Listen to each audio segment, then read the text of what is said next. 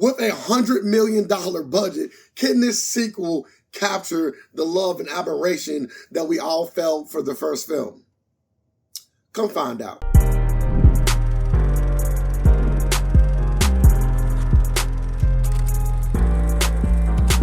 Welcome to Senior Here, where you come for all of your media needs.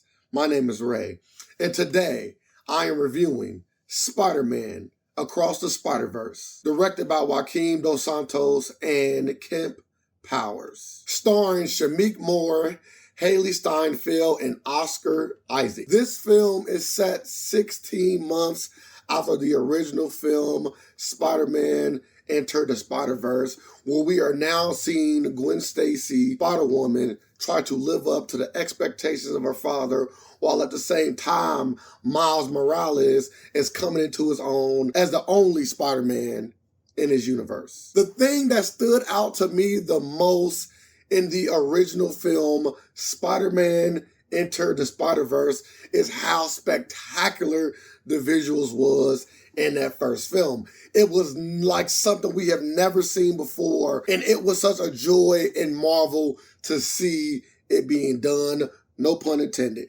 But this film equally is as beautiful, if not even more so, because of how they implemented some of the other creations from different universes. We are starting to see the real scope of the Spider-Verse in this film. We are not just stuck with Spider-Pig and Spider-Man Noir. We are now in the world where we are seeing too many Spider-Mans to keep up with. And the visuals do that in a spectacular way. I think that, to me, is the biggest standout in this film, is how spectacular it looked visually. It's so visually pleasing, and I am glad that they took what I loved from the first film and made it even grander in this one. The voice acting in this film was equally as good as the visuals. Everybody, and I mean everybody, from the dog to the cat to Spider-Pig to Spider-Men and women, everybody did great in this film as far as voice acting. Everybody, I mean, I cannot stress it enough.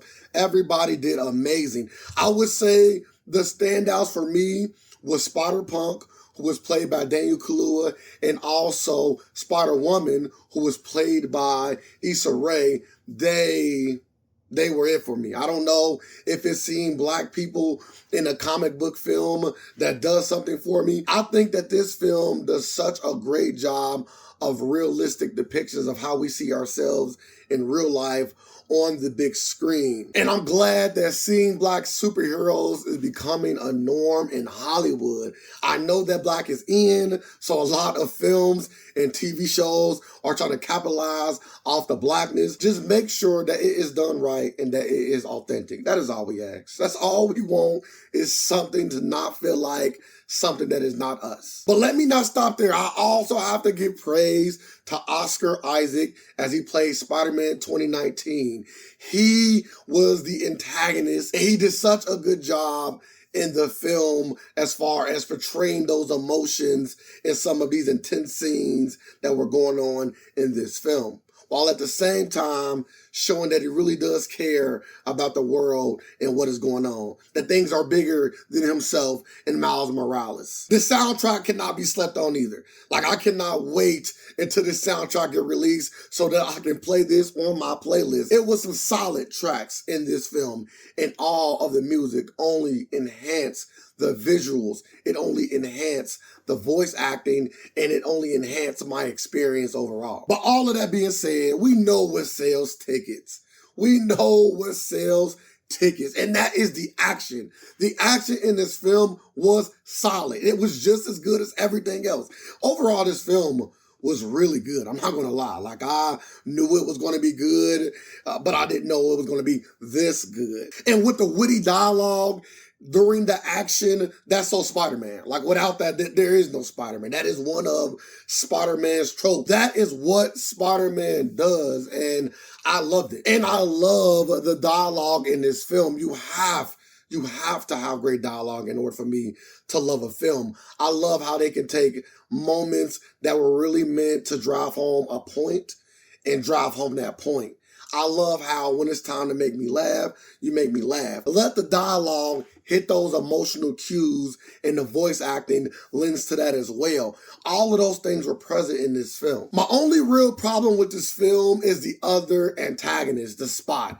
He was not that good. And it wasn't because of the voice acting or anything like that. I just think that this film was so jam-packed with so much other things going on that he really fell to the background. Even though everything that he did moved the plot forward, he still was way too far in the background, and we don't really know enough about him or really care enough about him to make anything that he said irrelevant. He was funny because his film was funny, so his dialogue was fine. I just wish I had a little bit more of it. And with it being a part 2 of this film, I hope that they flush him out more and give him more of the screen time, because 2099 Spider-Man really did take up a lot of the screen time for the role of the antagonist. So I would like to see either a better blend of the two or a lot more of the Spot, because he is the big bad in this film. With all of that being said,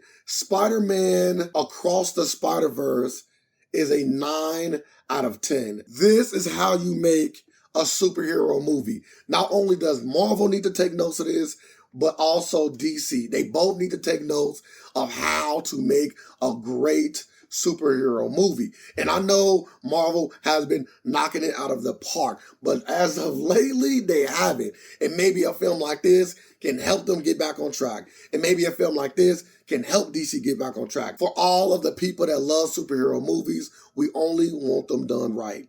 And this is a great example of how to do a superhero movie right. If you enjoyed this review, just give it a like. That is all that I ask. If you want to see more of my content, make sure that you follow or subscribe to the page so that you can do so.